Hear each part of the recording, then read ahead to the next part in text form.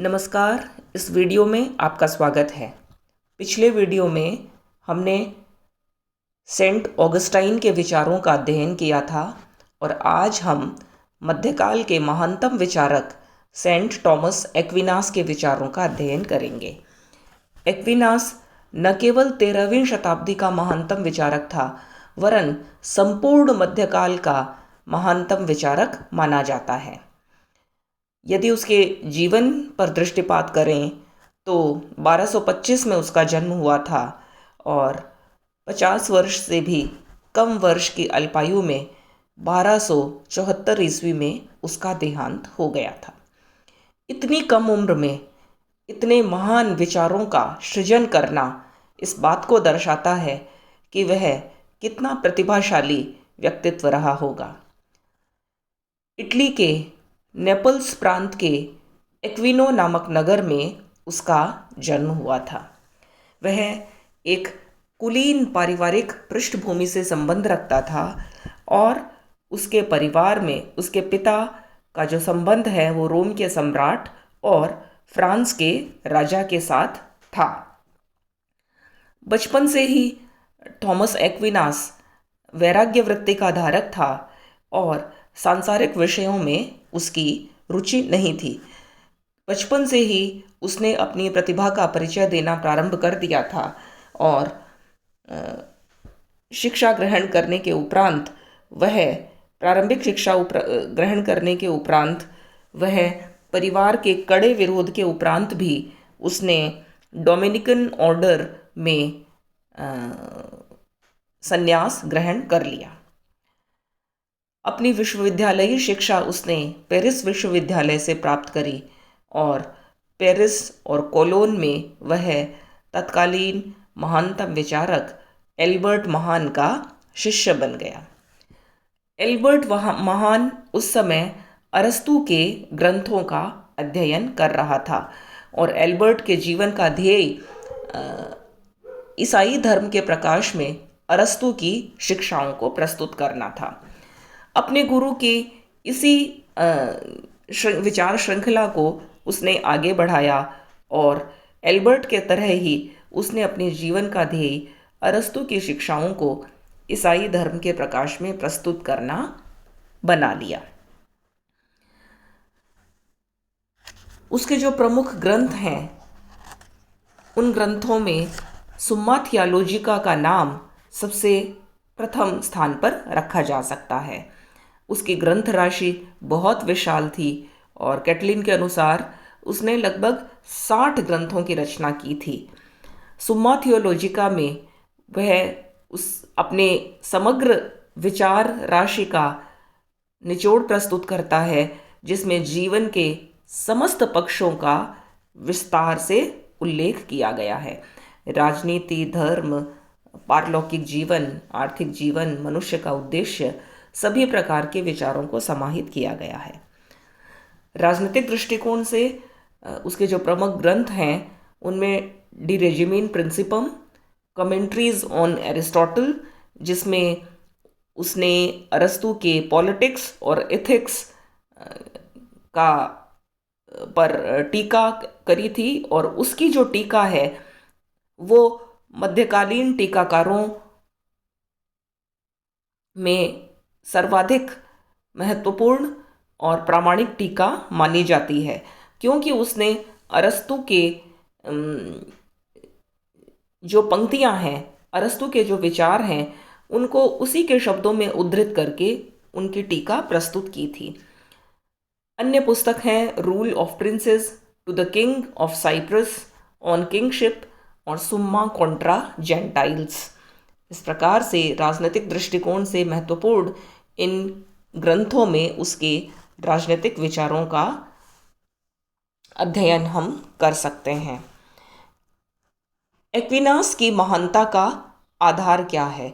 जब हम कहते हैं कि वह संपूर्ण मध्य युग का महानतम विचारक था, तो उसकी महानता की यदि बात करें तो उसके दो आधार हैं। पहला, 13वीं शताब्दी में जो यूरोप है वो मध्यकाल से बाहर निकल रहा था। मध्यकाल जिसे कि अंधकार का युग कहा जाता है, जो पूरी तरह से अंधविश्वास, आस्था और विश्वास में डूबा हुआ था, विवेक और बुद्धि पूरे मध्यकाल में क्षीण हो चुकी थी, उसी अंध आस्था और अंधविश्वास से बाहर निकलने का जो प्रतीक है वो यह 13वीं शताब्दी का यूरोप बन रहा था। अंधकार युग से बाहर निकलने का तात्पर्य यही है कि अब यूरोप उन उच्च आशाओं की ओर आगे बढ़ रहा था जिसके अंतर्गत यूरोप में नए नए विश्वविद्यालय स्थापित हुए थे और यूरोप के जो नवयुवक हैं वो केवल धार्मिक युक्तियों से बाहर निकल करके स्वयं खोज करना चाहते थे, दूरस्थ स्थानों पर पहुंचना चाहते थे और अपने अनुभव और बुद्धि के आधार पर स्वयं ज्ञान प्राप्त करना चाहते थे। और एक्विनास उसी नवीन यूरोप का प्रतिनिधित्व करता है और वह इस बात के लिए कृत संकल्प है कि जो ऑगस्टाइन का जो सिटी ऑफ गॉड या ईश्वरीय राज्य है उसको स्वीकार करते हुए भी वह प्राचीन यूनान के बौद्धिक आदर्श को उसके साथ समायोजित कर ले, क्योंकि नवीन यूरोप में सर्वत्र अरस्तु के बुद्धिवाद का बोलबाला था। नवीन यूरोप के विश्वविद्यालयों में अरस्तु को प्रमुखता से पढ़ाया जा रहा था और विज्ञान की खोज में अरस्तु की प्रमुख भूमिका को स्वीकार किया गया था। इन सब कारणों के कारण अब ईसाई धर्म के लिए भी यह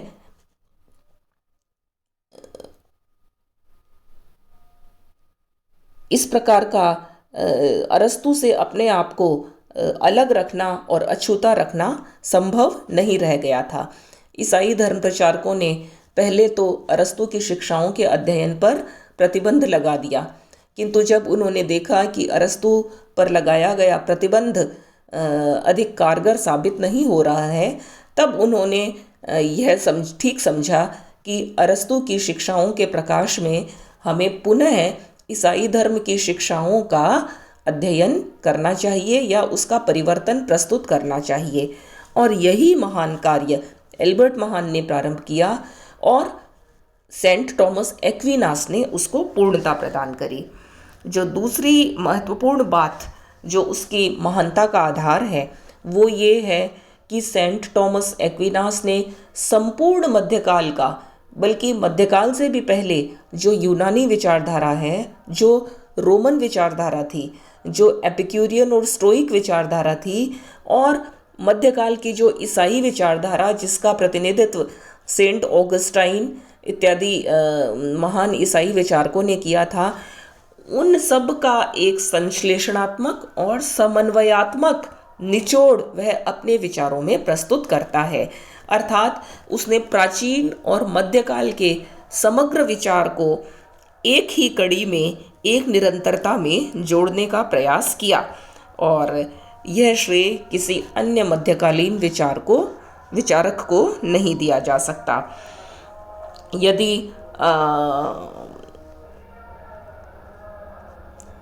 चर्च की शिक्षाओं और अरस्तु के मध्य सामंजस्य की बात की जाए तो एक्विनास से अधिक महत्वपूर्ण ढंग से और प्रभावी रूप से यह कार्य कोई अन्य विचारक नहीं कर सका। एल्बर्ट ने अरस्तु के प्रभाव में आकर के जिस विचारधारा का सूत्रपात किया उसे स्कॉलिस्टिसिज्म कहा जाता है। स्कॉलिस्टिसिज्म अर्थात बुद्धिवाद या समग्रतावाद या विश्वविद्यालयवाद। तो यूरोप में जैसा कि अभी अभी हमने देखा कि नए नए विश्वविद्यालयों की स्थापना हो रही थी और उनका लक्ष्य वैज्ञानिक आधारों पर अध्ययन करना था, बुद्धि और विवेक के आधार पर ज्ञान की नई खोज करनी थी। यह जो स्कॉलिस्टिसिज्म है ये एल्बर्ट महान के माध्यम से ईसाई धर्म में भी प्रवेश कर चुका था और यह विचारधारा ऑगस्टीन की विचारधारा के विरुद्ध एक स्पष्ट क्रांति थी और इसके माध्यम से यह स्पष्ट हो चुका था कि एक्विनास अपने विचारों में परंपरागत ईसाई विचार से कितना आगे निकल चुका था और वह आधुनिक युग का पूर्व विचारक न भी बना हो तो उसकी विचार की आधार भूमि तो उसने खड़ी कर ही दी थी और अपने गुरु के चरण चिन्हों पर चलते हुए उसने ईसाईकृत अरस्तु को संसार के सामने रखने का महान कार्य किया था। उसके विचारों का अध्ययन करने में सर्वाधिक महत्वपूर्ण जो विचार हैं वो मानव ज्ञान संबंधी उसकी अवधारणा है। मानव ज्ञान के बारे में वह अरस्तु के विचारों का अनुसरण करते हुए कहता है कि समग्र मानव ज्ञान एक इकाई है और उसकी तुलना एक पिरामिड से की जा सकती है। एक पिरामिड जिसका आधार बहुत से विज्ञानों से मिलकर के बना है और प्रत्येक विज्ञान का अपना अपना अलग विषय है, जैसे वनस्पति विज्ञान, रसायन विज्ञान, भूगोल, खगोल या मानवीय सामाजिक विज्ञान। इस प्रकार के मनुष्य के और इस प्रकृति से संबंधित अध्ययन के जितने विषय हो सकते हैं वे सब विशिष्ट विज्ञान हैं और इन विशिष्ट विज्ञानों का अध्ययन विशिष्ट मानवीय बुद्धि के द्वारा किया जाता है। इस वैज्ञानिक आधार के ऊपर इन सभी विज्ञानों को जोड़ने वाला एक दर्शन है जो कि इनके शिखर पर विद्यमान है। शिखर पर विद्यमान यह दर्शन इन विज्ञानों के मध्य एक रूपता और एक लक्ष्य को स्थापित करने का काम करता है। अर्थात टॉमस यह मानता है कि विशिष्ट बुद्धि के द्वारा मनुष्य और प्रकृति के विभिन्न विज्ञानों को जाना जा सकता है, किंतु संपूर्ण विश्व का उद्देश्य क्या है, मनुष्य किस दिशा में आगे बढ़ रहा है, इसको जानने का साधन एक सामान्य विवेक है जिसका प्रतिनिधित्व दर्शन करता है। वह अरस्तु की इस बात को स्वीकार करता है कि विभिन्न विज्ञानों के ऊपर इस दर्शन को स्थापित किया जाना चाहिए और यही दर्शन मनुष्य की उस सामान्य विवेक शक्ति का भी परिचायक है जिसके कारण वह सभी विषयों के बीच में एक मूलभूत एकता की खोज कर लेता है।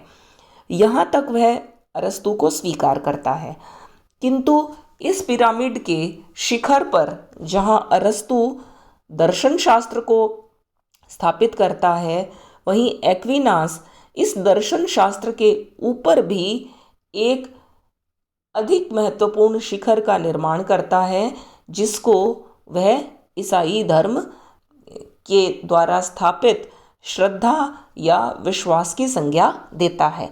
वह यह कहता है कि अरस्तु ने जिस दार्शनिक विचारधारा को अपने ज्ञान के शिखर पर रखा उसका आधार विवेक है, किंतु विवेक से भी अधिक महत्वपूर्ण स्थान श्रद्धा को दिया जाना चाहिए, क्योंकि श्रद्धा और विवेक दोनों मिलकर के ही उस ईश्वर का ज्ञान प्राप्त कर सकते हैं जो कि इस संपूर्ण दुनिया का सृष्टिकर्ता है।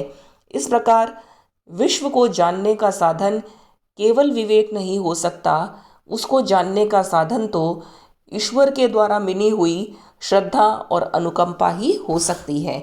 इस प्रकार वह इस वैश्विक या इंद्रियगत ज्ञान से परे भी एक अंतर्ज्ञान को स्वीकार करता है और वो जो आंतरिक अनुभव है वो हमें धर्म के माध्यम से मिलता है।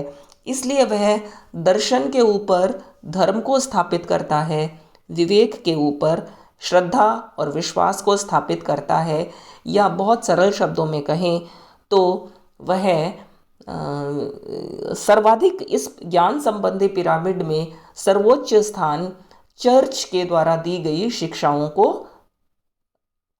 देता है। और वो ये कहता है कि चर्च के द्वारा बताया गया जो ईश्वर को प्राप्त करने का जो साधन है, उसी से ही हमें सर्वोच्च ज्ञान की प्राप्ति हो सकती है। इसी से मानव लक्ष्य संबंधी उसकी अवधारणा को भी समझा जा सकता है। और जैसा कि अरस्तु मनुष्य के लक्ष्य में उस सोद्देश्यात्मक प्रणाली को स्वीकार करता है जो कि यह मानती है कि मनुष्य और यह प्रकृति एक निश्चित पूर्व निर्धारित लक्ष्य की तरफ आगे बढ़ रही है। उसको अंग्रेजी में कहते हैं टेलियोलॉजी, यानी कि एक पूर्व निर्धारित लक्ष्य है इस प्रकृति का, और उसी लक्ष्य की तरफ इस संसार में प्रकृति की सारी वस्तुएं आगे बढ़ रही हैं। और क्योंकि मनुष्य भी प्रकृति का ही हिस्सा है, इसलिए मनुष्य भी उस पहले से निर्धारित लक्ष्य की तरफ आगे बढ़ रहा है। अब प्रश्न यह है कि यह पूर्व निर्धारित लक्ष्य है क्या? अरस्तु के अनुसार यह उद्देश्य बौद्धिक चिंतन है।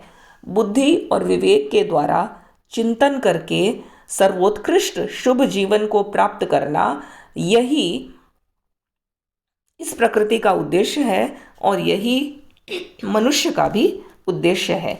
किंतु यहाँ पर भी टॉमस एक्विनास अरस्तु की इस बात को स्वीकार करता है कि यह प्रकृति एक पूर्व निर्धारित शुभ उद्देश्य की तरफ आगे बढ़ रही है, और जिसकी प्राप्ति का साधन विवेक और बुद्धि हो सकती है। किंतु वो यह कहता है, एक्विनास यहाँ आगे बढ़ते हुए कहता है कि बुद्धि और विवेक जो है वो केवल इस इंद्रिय जगत को जानने का ही साधन है। जो अंतर जगत है वहाँ तक पहुँचने के लिए हमें धर्म और विश्वास का और श्रद्धा का सहारा लेना पड़ेगा। और अंतर जगत का जो उद्देश्य है, अर्थात मानव जीवन का जो सच्चा लक्ष्य है, वह आत्मा की मुक्ति है। आत्मा की इस मुक्ति को जानने का साधन मानवीय विवेक और बुद्धि के पास नहीं है। उससे तो केवल हम संसार संबंधी बौद्धिक विषयों को ही जान सकते हैं। यदि ईश्वर ने मनुष्य को अपनी ही प्रतिकृति बनाया है, तो मानव जीवन का जो तत्व है वो हमें आत्मा में खोजना चाहिए, न कि बुद्धि में। और प्रत्येक मनुष्य का यह लक्ष्य होना चाहिए कि वह अपने मृत्यु से पहले पहले उस ईश्वरीय तत्व को प्राप्त कर ले, जिसकी प्राप्ति का साधन धर्म और धर्म में भी जो सच्चा स्वरूप है वो ईसाई धर्म हो सकता है। इसलिए अरस्तु यहाँ पर अरस्तु से आगे बढ़ते हुए वो फिर मानव लक्ष्य के संबंध में एक नए उद्देश्य को प्रस्तुत करता है, जिसे केवल ईसाई धर्म के प्रकाश में ही समझा जा सकता है। इसलिए वह अरस्तु के आधार को स्वीकार करते हुए अरस्तु की अपूर्णता को दूर करने का प्रयास करता है और प्राकृतिक जगत से परे जाकर के आत्मिक जगत की ओर बढ़ने का प्रयास करता है। इन दो मानव ज्ञान संबंधी और मानव लक्ष्य संबंधी अवधारणा को समझने पर हमें उसके राजनीतिक विचारों की एक झलक समझ में आ सकती है। अब यदि उसके राजनीतिक विचारों का अध्ययन करें तो सबसे पहले हमें देखना है कि वह राज्य के प्रारंभ के बारे में या राज्य के जन्म के बारे में क्या कहता है। राज्य के जन्म के बारे में जो परंपरागत ईसाई विचार है, उसका ये मानना है कि राज्य की उत्पत्ति मनुष्य के पाप के परिणाम स्वरूप हुई है। संत ऑगस्टाइन इत्यादि इससे पूर्व के जितने भी विचारक थे, उन सबका यही कहना था कि राज्य की उत्पत्ति एडम और ईव के द्वारा किए गए प्रथम पाप के कारण हुई है, और उस पाप का परिणाम इस जगत में समस्त मानव जाति लगातार भोग रही है। किंतु अरस्तू के प्रभाव में आकर के टॉमस एक्विनास इस विचार से बहुत दूर चला जाता है, आगे चला जाता है, इसको स्वीकार नहीं करता। वह अरस्तू की समान ही यह मानता है कि मनुष्य पाप का परिणाम नहीं है, वरन मनुष्य तो प्रकृति के अनुरूप ही राज्य उसके लिए आवश्यक है। राज्य मनुष्य की सामाजिक स्वभाव का ही एक परिणाम है, इसलिए वह एक स्वाभाविक समुदाय है। अरस्तू भी राज्य को स्वाभाविक समुदाय स्वीकार करता है और अरस्तू का अनुसरण करते हुए वह यह मानता है कि राज्य शुभ जीवन के लिए अस्तित्व में आया है और शुभ जीवन के लिए ही वह सेवा में बना रहता है। वह अरस्तू की इस बात से भी सहमत है कि राज्य कल्याण का एक सकारात्मक अंग है और उसका उद्देश्य नकारात्मक नहीं वरन नागरिकों के अच्छे जीवन की प्राप्ति है। इस प्रकार से वह परंपरागत ईसाई अवधारणा का स्पष्ट रूप से खंडन करता है और राज्य को एक शुभ संस्था के रूप में स्वीकार करता है। और उसकी यह जो व्याख्या है वो ईसाई धर्म के प्रकाश में आगे इस रूप में की जा सकती है कि राज्य जिस शुभ की प्राप्ति का प्रयास करता है वह लौकिक शुभ है, और यदि लौकिक जीवन में मनुष्य शुभ कार्यों की ओर प्रवृत्त नहीं होगा तो वह धार्मिक जीवन की ओर उन्मुख नहीं हो सकता। इसलिए मानव के दो प्रकार के लक्ष्य हैं, एक लौकिक लक्ष्य, एक धार्मिक या पारलौकिक लक्ष्य। लौकिक लक्ष्य की उत्पत्ति या लौकिक लक्ष्य की जो पूर्ति है वो राज्य के द्वारा की जाती है और धार्मिक लक्ष्य की पूर्ति के लिए चर्च का होना आवश्यक है। इस तरह वह यह भी बताता है कि लौकिक लक्ष्य से ऊपर अधिक महत्वपूर्ण आध्यात्मिक लक्ष्य है और आध्यात्मिक लक्ष्य यही है कि आत्मा का कल्याण और उसकी मुक्ति का प्रयास करना, और इसके लिए चर्च नामक संगठन को वह बहुत अधिक महत्व देते हुए राज्य से भी ऊपर उसको स्थापित करता है, क्योंकि पारलौकिक उद्देश्य को प्राप्त करने के लिए हमें चर्च की आवश्यकता है। यहाँ पर भी वह यह देख सकते हैं कि अरस्तू की सभी बातों को स्वीकार करते हुए उसके आगे चर्च और धार्मिक लक्ष्य को उसके ऊपर रख देता है। वह अरस्तू का अनुसरण करते हुए स्वाभाविक रूप से राज्य को स्वीकार भी करता है। ईसाई मान्यता का खंडन करते हुए वह राज्य को पाप मुक्त प्रवृत्तियों से भी दूर कर देता है, किंतु वह एक ईसाई धर्म का सच्चा धर्मगुरु होने के नाते अरस्तू की सभी शिक्षाओं पर यहाँ भी चर्च को ही ऊपर रख देता है। इसलिए चर्च राज्य का प्रतिद्वंद्वी नहीं है वरन उसका पूरक है, और चर्च को स्वीकार करने के लिए अरस्तू का खंडन करना आवश्यक नहीं है, क्योंकि राज्य शुभ जीवन की प्राप्ति के लिए अस्तित्व में आया है। इसलिए उसका जो लक्ष्य है वह अच्छे जीवन को संभव बनाना है, और अच्छे जीवन के लिए वह अरस्तू के समान ही राज्य के कार्यक्षेत्र को भी व्यापक बनाने के पक्ष में है, और अरस्तू के समान ही वह राज्य को एक शिक्षात्मक लक्ष्य सौंप देता है। अरस्तू का अनुकरण करते हुए वह कहता है कि एक सुखी लौकिक जीवन को प्राप्त करने के लिए राज्य को आर्थिक गतिविधियों का भी नियंत्रण करना चाहिए, उसे उचित मजदूरी और मूल्य निर्धारित करना, अत्यधिक लाभ को रोकना, जनसंख्या का नियंत्रण करना, निर्धनों की उचित देखभाल करना और जनता के व्यापक कल्याण का प्रबंध करना, और उसके लिए जो भी आवश्यक हैं वे सभी कार्य करना राज्य के उद्देश्य हैं। इस तरह से टॉमस एक्विनास सामाजिक विधेयन को राज्य का मुख्य कार्य समझ लेता है। आज हम कल्याणकारी राज्य की बात करते हैं और टॉमस ने 13वीं शताब्दी में ही अरस्तु के प्रभाव में आकर के राज्य को वो सारे कार्य सौंप दिए थे जिनसे कि मनुष्य के जीवन को सुखी और शुभ बनाया जा सकता है।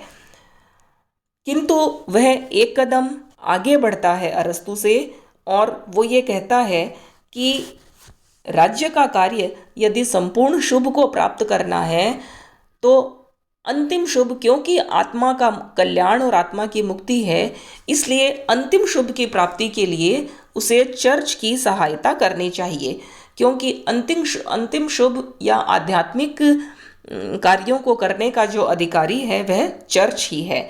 इसलिए उसे लौकिक रूप में नागरिकों को अनुशासित करना राज्य का कर्तव्य है, किंतु आध्यात्मिक रूप से नागरिकों को अनुशासित करना चर्च का उद्देश्य है।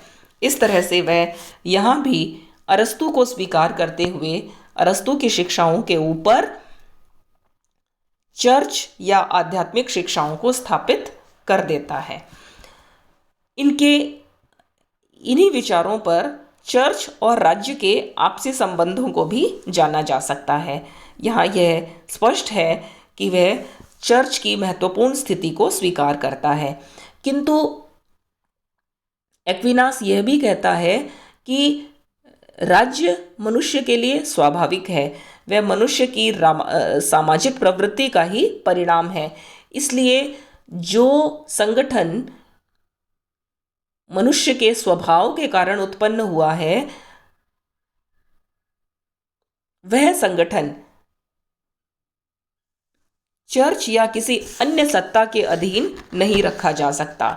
यहाँ भी वह मध्यकालीन ईसाई विचार से बहुत आगे बढ़ते हुए यह स्पष्ट घोषणा करता है कि सम्राट और पोप ये दो भिन्न सत्ताएं हैं और सम्राट और पोप दोनों ही ईश्वरीय उद्देश्य को प्राप्त करने के लिए इस धरती पर आए हैं।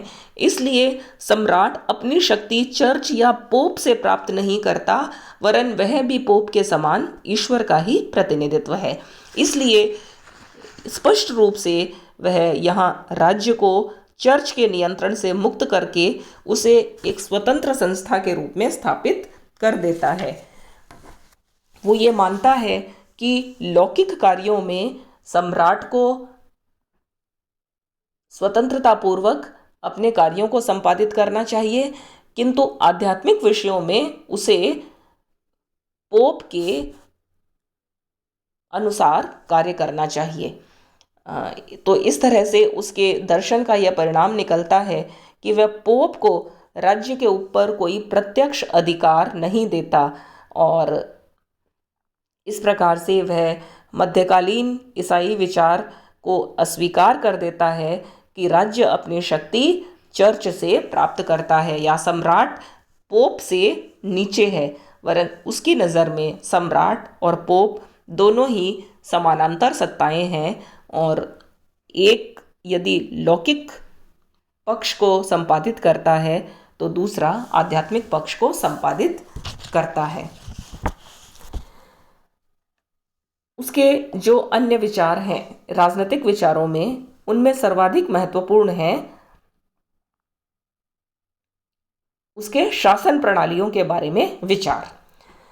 अरस्तु के समान ही वह शासन प्रणालियों के बारे में अरस्तु के 6 प्रकार की शासन प्रणालियों को स्वीकार करता है। वह राजतंत्र, अधिनायक तंत्र, कुलीन तंत्र, धनतंत्र और मध्यवर्ग तंत्र इत्यादि अरस्तु का जो वर्गीकरण है उसको वो स्वीकार करता है, किंतु वह यहाँ पर अरस्तु से कुछ भिन्न विचार प्रस्तुत करता है और शासन तंत्रों के वर्गीकरण के बारे में वो ये जहाँ अरस्तु ये कहता है कि पॉलिटी या मध्य वर्ग तंत्र सर्वोत्तम शासन है, वहीं एक्विनास के अनुसार सर्वोत्तम जो शासन है वो राजतंत्र होता है। और इसका कारण यह है कि जैसे संपूर्ण संसार का शासन एक ईश्वर के हाथ में है, मनुष्य के शरीर का शासन एक मस्तिष्क के अंतर्गत होता है। और यह प्रकृति में सर्वत्र हम देखते हैं कि एक सर्वोत्कृष्ट पर अन्य निकृष्ट शासित होते हैं, और उसी का अनुसरण करते हुए राज्य के स्वरूप में भी यह बिल्कुल स्वाभाविक है कि सर्वोत्तम शासक वही हो सकता है जिसमें एक राजा के नियंत्रण में संपूर्ण राज्य को संचालित किया जाए। इस प्रकार वह अरस्तु के विचार को स्वीकार करते हुए उसमें थोड़ा सा परिवर्तन प्रस्तुत करता है और राजतंत्र को सर्वश्रेष्ठ प्रणाली के रूप में स्वीकार करता है। यह इसलिए भी था क्योंकि मध्यकाल में जो एक्विनास के समय में सम्राट और पोप के मध्य जो एक लंबा संघर्ष चल रहा था, और मध्यकाल का जो समय था वो अत्यंत अशांत और अराजक परिस्थितियों का समय था। उस अराजकता को और अशांति को दूर करने के लिए राजतंत्र ही उपयुक्त प्रणाली हो सकती थी।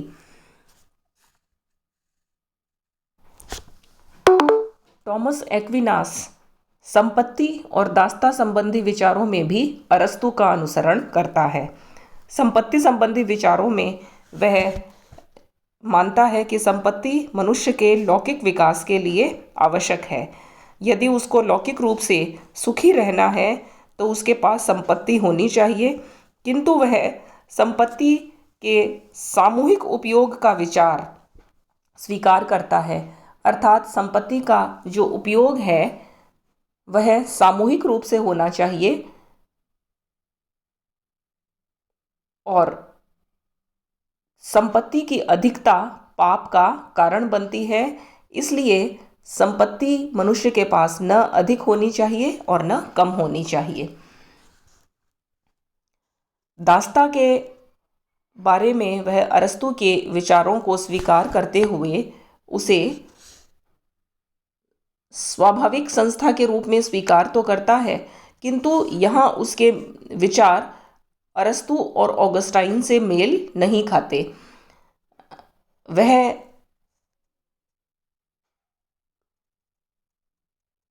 अपने इन विचारों में यह बताता है कि दास्ता का भय दिखा करके सैनिकों में निडरता और साहस का संचार किया जा सकता है। अर्थात जब दूसरे राज्यों के साथ युद्ध होता है उस समय सैनिकों के सामने हमेशा यह भय रहता है कि यदि युद्ध में पराजय होती है तो वे अन्य राज्यों के नागरिकों के दास बन जाएंगे।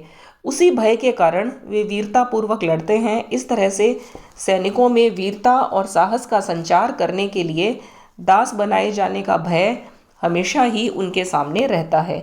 इस प्रकार वह अपने जो विचार हैं उनमें दास्ता का एक नया पक्ष प्रस्तुत करता है जिसके बारे में